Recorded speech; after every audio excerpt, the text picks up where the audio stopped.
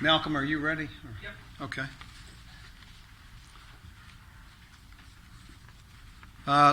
Let's call to order this October 22nd, 2019 Savannah Riverside Citizens Advisory Board Strategic and Legacy Management Committee. I'm Dave Vavakis and would like to welcome all of you here this evening. At the full board meeting in Charleston, there was a recommendation number 362, the Savannah Riverside NERP support. That's the National Environmental Research Park, and the Strategic and Legacy Management Committee submitted that to the full board for closure, and that was approved. Also, I'd like to just thank Doug and Dan for all their continuing good work and hard work on the recommendation, that draft recommendation that they have on military training activities that we will be talking about a little further along in the agenda. Has everyone had a chance to look at the agenda? Is everybody in agreement with what we have for tonight? Yes. This evening? Okay. Yes. All right, with that said, next on the agenda is Kim Rapp from DOE Savannah River Budget. Kim, thank you. Good afternoon, Kim Rapp, DOE.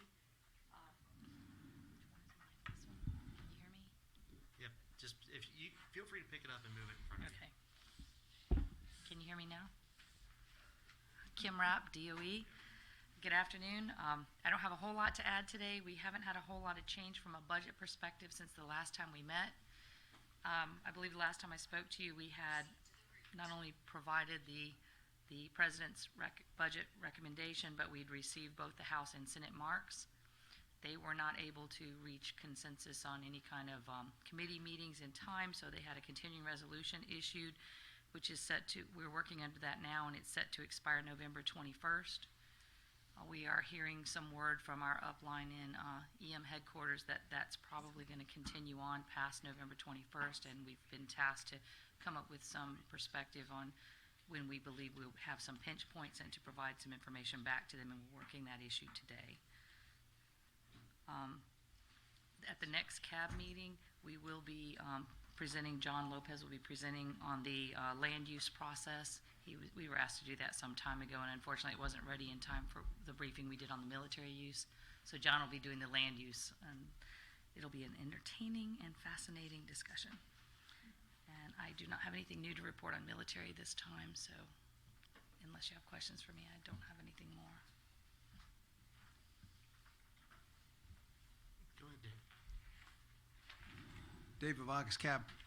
Kim, I'm still on the distribution from when I was working for the news from some people who work up on Capitol Hill and, Yes, and report on the House and Senate. And I was reading yesterday that it says we're roughly 3 weeks into fiscal year 20, and the Senate this week is supposed to bring some appropriations bills to the floor. And I read that today that they're bringing 4 bills, and I didn't see that energy was included. But I did read that the House Majority Leader, Steny Hoyer, is suggesting that there's a strong possibility that there's going to be another CR to avoid a shutdown. So, Yes, sir. which, The word that we had received was that last Thursday a closure motion filed on the Energy and Water Development that would have enabled the Senate vote and a move to conference with the House has failed. And so that was the last word that we got. In light of that, they were expecting that we would likely have an extended CR. Thank you. Any other questions for Kim? Okay, the next we have on the agenda is the committee discussion.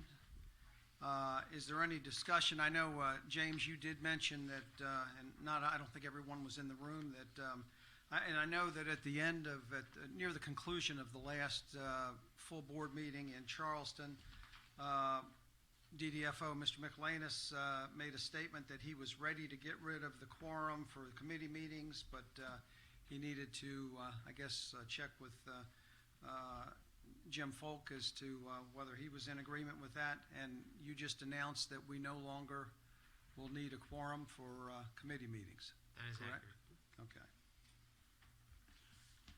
Is there any other updates that you can provide us with? I think there might be questions about that. Well, Gil? Is it official? Yes, it's official. Jim Folk is no longer a DDFO. Amy Boyette is going to take his position. Hi. I thought those things were supposed to be silent. So no, Amy became the DDFO. I believe it was a week ago Friday. So it's something that's relatively new. Look forward to her. I mean, she comes to most of our meetings anyway, and I think it'll be a welcome voice to the cab. So, Jim, we do appreciate Jim. We still will see Jim. Absolutely. We'll still see Jim because of him being in charge of the liquid waste. So he'll still be at a lot of our meetings, and he'll still be a great point of contact as far as just a great guy. But Amy Boyette from here on out will be our one of our DDFOs, and Mike McElhaney is staying on again as another DDFO. So, and she's been appointed by Washington. So,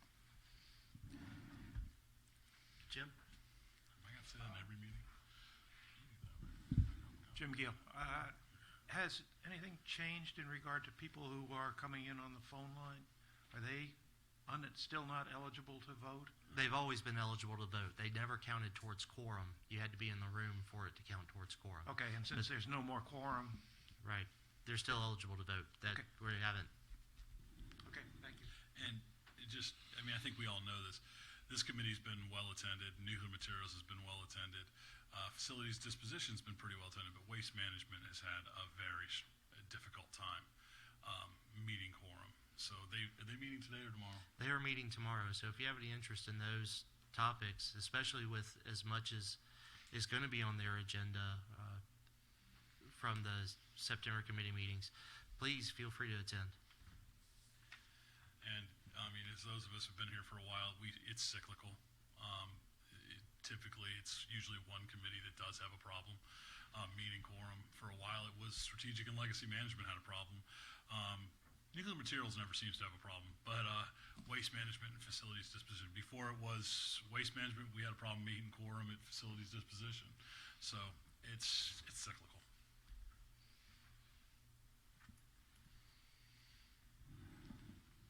Dave Vavagas, Cab. Any other discussion before we move on to the draft recommendation?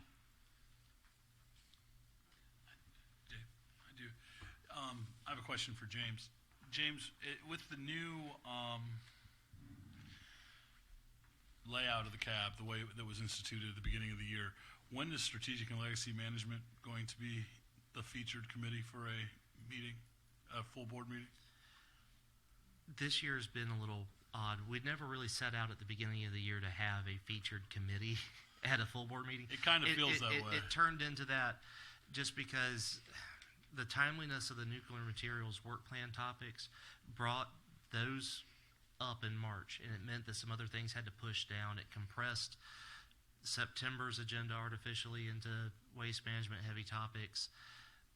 It really was just a quirk of fate due to the timeliness of those two work plan topics from March that Christian noted what we had in September. Now, if that's something that the cab wants to explore, I'm definitely open to it. It worked well. I would be curious to see how the effects would kind of ricochet out on making sure that your recommendations are timely for some of the other committees. You know, a lot of strategics work plan topics are spread out through the year. You have one thing with a deadline, that's the IPL, but everything else has more of a stretch to it. I don't know. It's not. It's just, and since this is being new, I mean, we're only in the 10th month of a change. I mean, really, and we started in March, and this does fall into planning. Yeah. I just, it's been very clear we've had nuclear materials heavy, waste management heavy, and facilities disposition even to a lesser extent, but strategic has been left, I feel, a little bit behind. Now, we did start off with the IPL letter. I'd say let's put a pin in it for now. Let's talk about it at the executive committee meeting. poll the other chairs and see how you feel about it. And we have something pretty important to talk about tonight. So. And David Bacchus, Captain. And Gil, you did mention at the meeting in Charleston that the last August 20th Strategic and Legacy Committee meeting, that you thought that the discussion was a very good one on the draft recommendation on military training activities. I had to make an unexpected trip to Florida, but I was on the phone and did take some notes for that, and I wrote down some of Zach Todd's comments, and I had three things that I noted. And Zach had said that the need the military to create the program.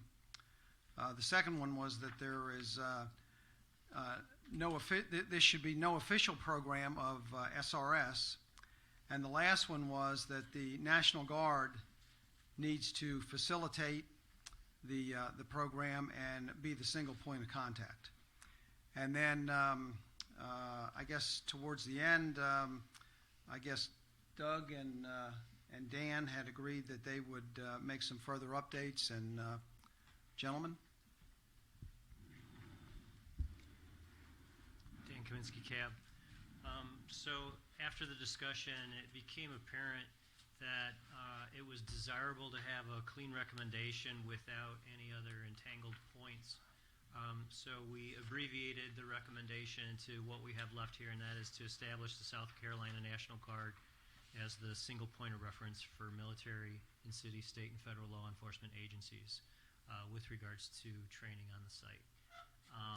So we also took a lot of conversation with regards to the other sub-points that we had originally drafted, and one of them was clarified. It was already part of an old recommendation that it had stated that DOE did not want to draft a letter of any sort, so we dropped that. So we already had an answer on that topic, and then I forget what the third one was, but they were fairly inconsequential when we looked at what we really wanted to achieve here, and that was to make sure we support DOE in getting the program set up so that the taxpayers could see some additional benefit from the site with regards to training spaces.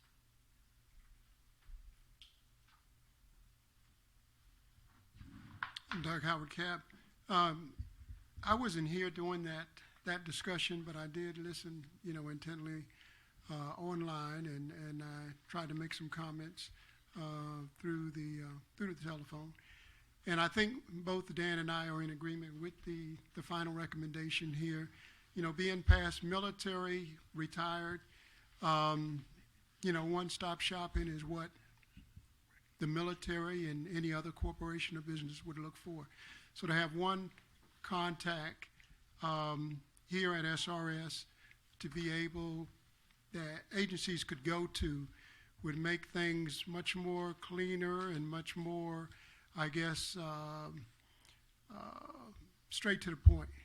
And, nobody has to run around and figure out who do they need to go to, but this one entity here, which would be the South Carolina National Guard.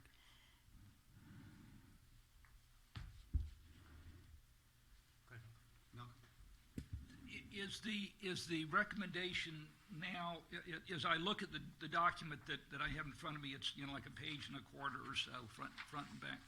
Is the recommendation now cut out most of the back, or all the background except for that, or is that the recommendation, the whole thing?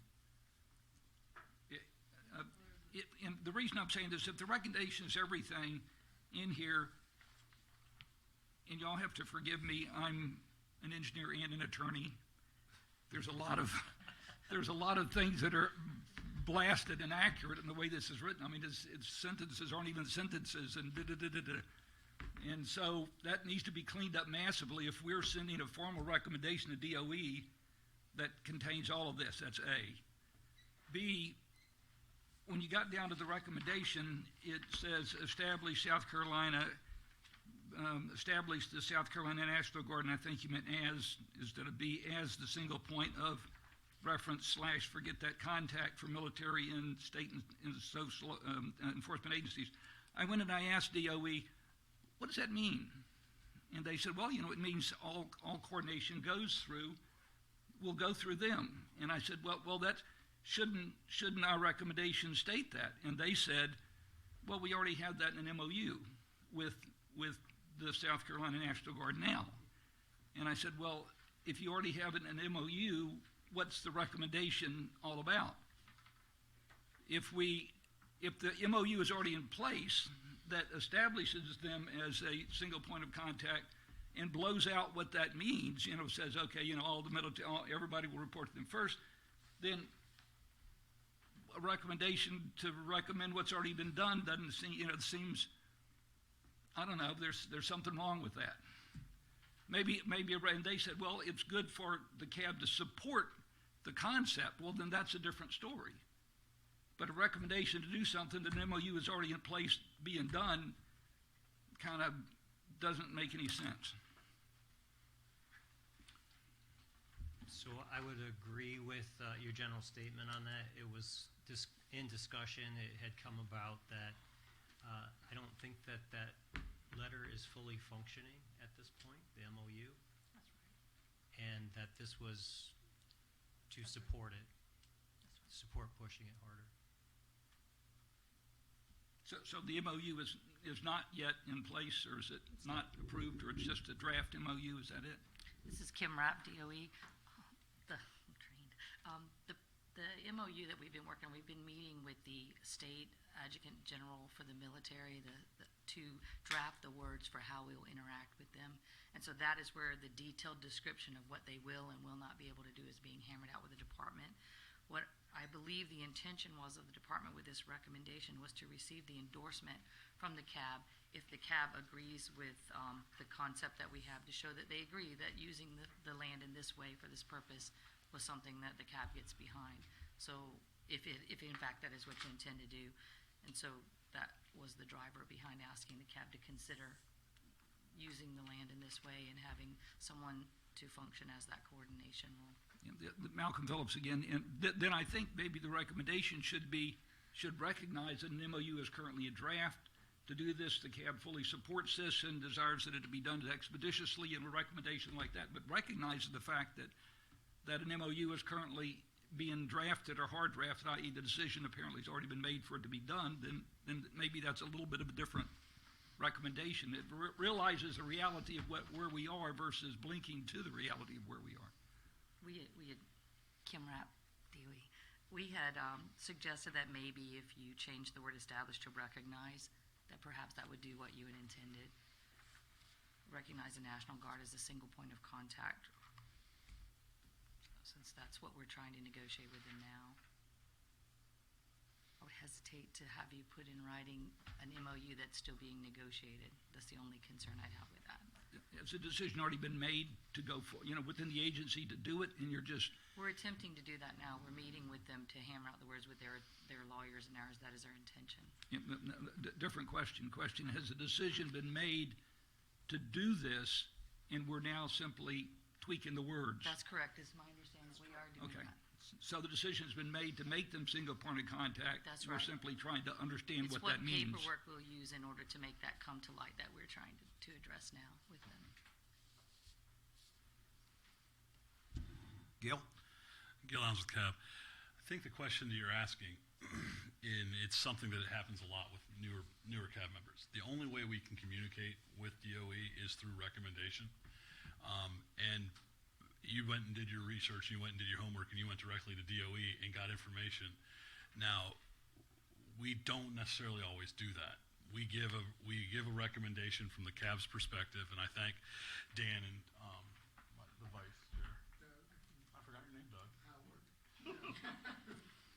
I had a senior moment. Don't get there yet. Yeah. But I appreciate the work. This has been a difficult recommendation,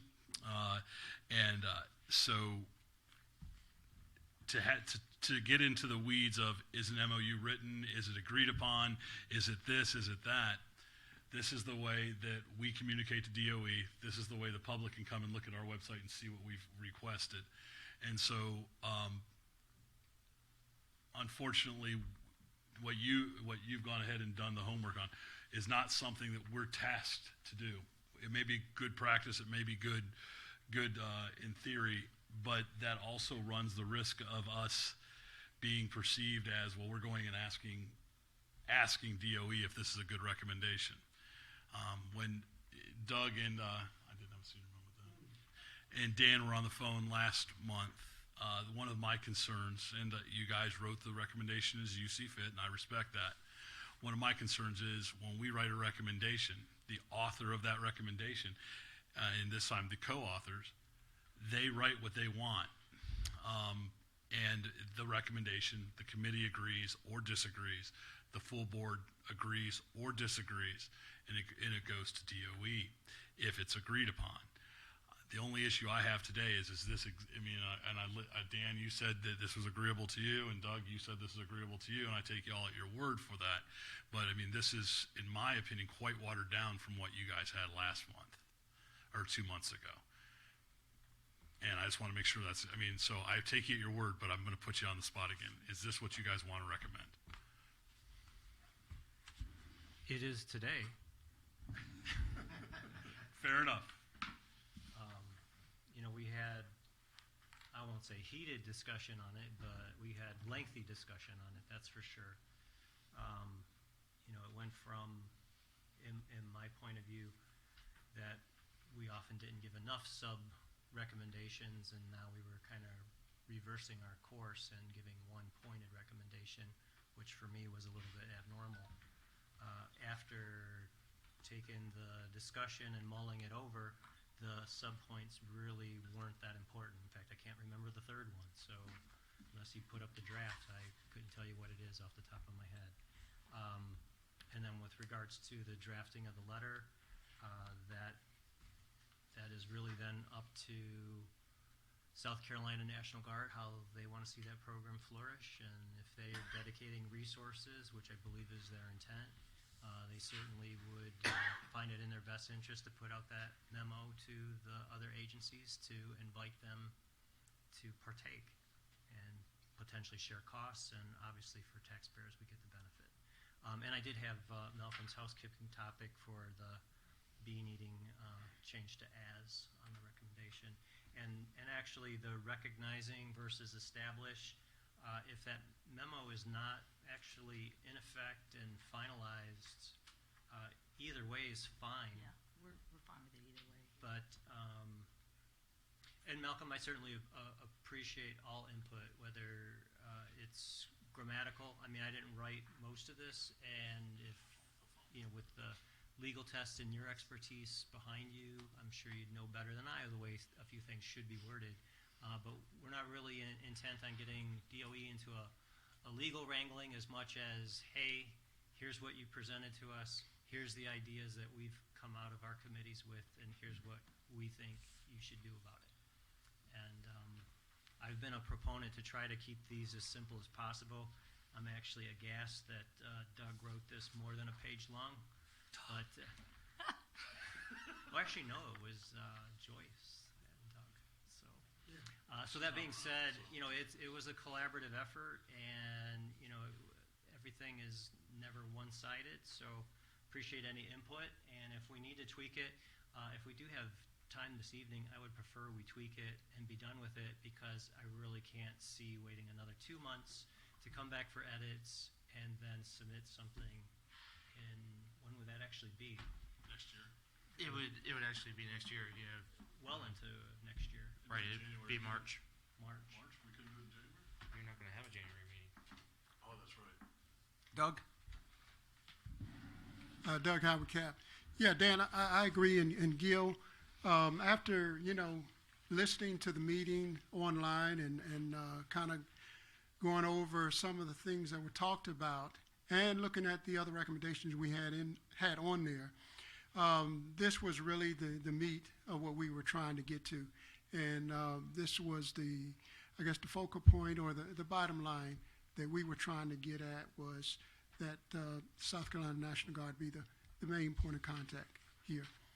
So, no, we're not English majors or anything like that, so we welcome any, recommendations that, anybody else would have on that. So, Malcolm Phillips, what does a central point of contact mean?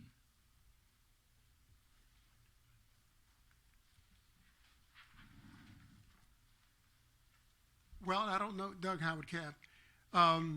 This may be a question that you all could answer much better than I, but I mean, the single point of contact to me means that go-to person, the gateway to, to gain access to the training facilities or the grounds out here. Malcolm Phillips again, and they would, in theory, coordinate the request from other institutions with DO. Excuse me, I hurt my arm in golf yesterday, and so I'm hurt. Anyway, that's aside. That they would coordinate those activities. So I'm thinking that to put a single point of contact, maybe if you really wanted to spell it out a little bit more to provide that in, that little bit of additional clarity, which would be something like established as a single point of contact through which all requests for use of the facility would come, and the South Carolina National Guard would coordinate those requests with DOE and facilitate those discussions, or something of that nature, as opposed to leaving just single point of contact in kind of a little bit of a limbo as to what that means. That would be just a kind of veneer recommendation. So what if, Dan Kaminsky, Cap, so what if we added a sentence somewhere, something along the lines of, instead of the period at the end, to coordinate all training, Request or something like that. training requests from these agencies? Yeah, something like that gives it some meat, yeah.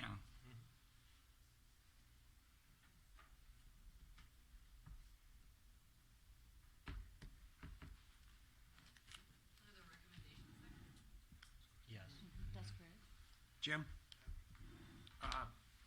Malcolm, I appreciate the edits that you rattled off for the recommendation, and I agree with them that we should change the B to as. Obviously, that was pretty much intended.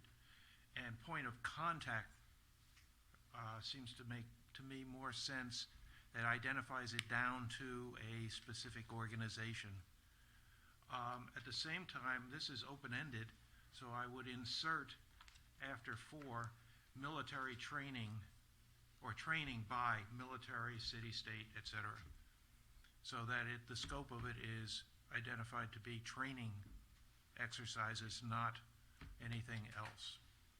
And I would leave it to DOE as they work out the details with the National Guard to deal with some of these issues as to exactly who the person is and what their phone number is and all that kind of stuff. I think that belongs more with the DOE and what they're doing. This is really just trying to say that we think the National Guard should be the point of contact for training activities on the site, period.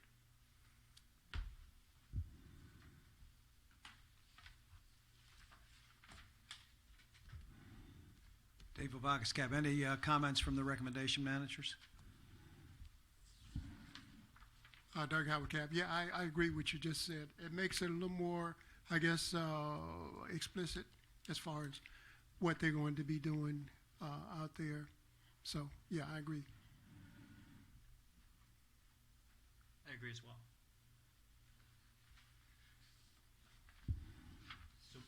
So can we incorporate that language into what we currently have and move forward with a vote? So change reference to contact?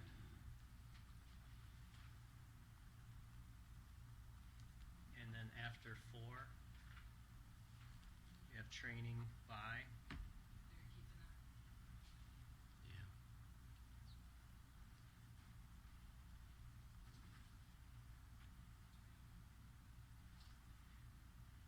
Anything else need to be established? Contact or training by military? For training of. Training of, yes. Instead of by. At the Savannah River site, which is ended.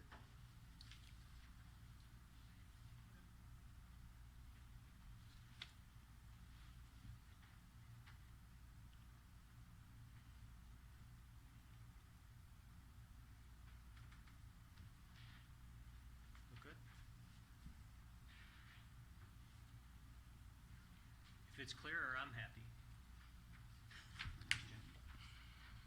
Any other comments? Yeah. Malcolm? Malcolm Phillips, if I could just offer two suggestions on the background discussion just quickly that takes the two kind of clauses that aren't sentences and make them sentences quickly. You want to consider that? Sure. That's under the background section. If you go to the second paragraph, second line, the end of that line, the second quote sentence that starts with "but" is not a sentence. If you put a comma after, and I'll read that, the Savannah Riverside has and can offer unique training facilities on site, period. On-site training by these agencies would not only enhance the training of these service and agencies, comma, but also would help da-da-da-da. So that makes it a sentence as opposed to two non-sentences. Okay. Then the second one is in that same paragraph, right at the end, the last thought that says mainly because of, that's not a sentence. Try to tie it in with the previous sentence, and I'll read that. The idea of having representatives from the South Carolina National Guard as a full-time liaison is well supported by all interested parties. Maybe delete mainly and say because of the obtained institutional knowledge of the daily complexities of the site, period, or make a period there and delete the mainly portion. Either one of those would work, but mainly is just hanging, it's not a sentence, just hanging out there.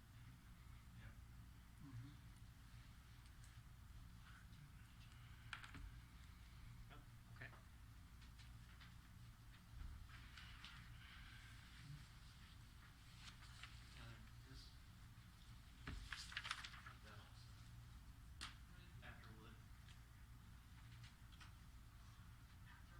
Yeah.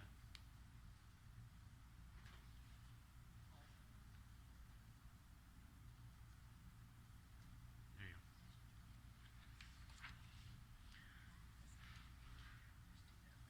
Yep. Yep.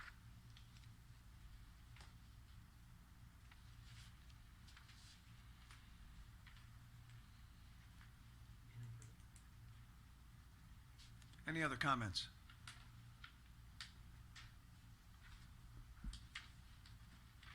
So James, we need a motion to approve the draft recommendation. Yes. Okay. Or a motion to forward it to the full board. We would need a recommendation to approve the draft recommendation and then move it to the full board. Do we have a motion? I motion that we move this to the full board for final vote. Is there a second? I second. All in favor signify by raising your right hand. I'm not a member, so I'm not abstaining, I'm just not voting because I'm not a member of the committee. Any opposed? Any abstentions? The vote passes unanimously.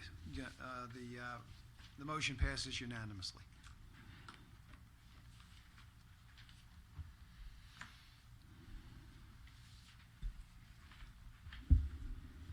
Dan Kaminsky, Cab. I just have a general question. So as we've changed to not have quorum and such, what are the voting rights for visiting board members on a committee?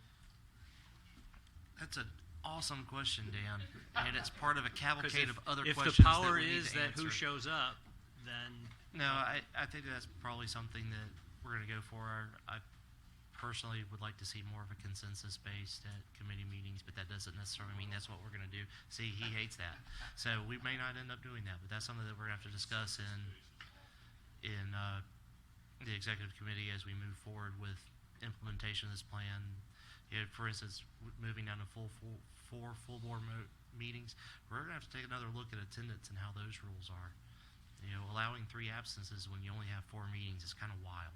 So what is the rational expectation for this? What do we need to do? Yeah, well, we can only get so hardcore about it.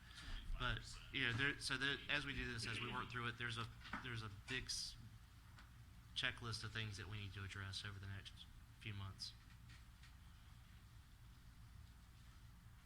Next on the agenda, I'm sorry, Dan. Another Dan just Kaminsky. a general order question. Are we okay that the DDFO is in here? We're fine. And ask and answer offline. The answer is it's a good. I'll field this, James, so you don't get in trouble. That's awesome. Since the DDFO is not here, it's just a committee meeting. There's no official vote being taken. We do take a vote. However, it's not a vote that affects something we go to DOE. It's an internal vote. So it is all right that we're having a meeting. And I'm going to stop right there. Well, you 2 thumbs up for me on that. So if what I said was wrong, just We're a little ahead of schedule. The next on the agenda is public comments. Do we have anyone who would like to make a public comment? we have a member of the public. I have a state lack of public. No public comments. Is there a motion to adjourn? That's accurate. We don't need a motion. You can just gavel it out. So moved. So moved. No one We're adjourned. Thank Thank you, you. everyone.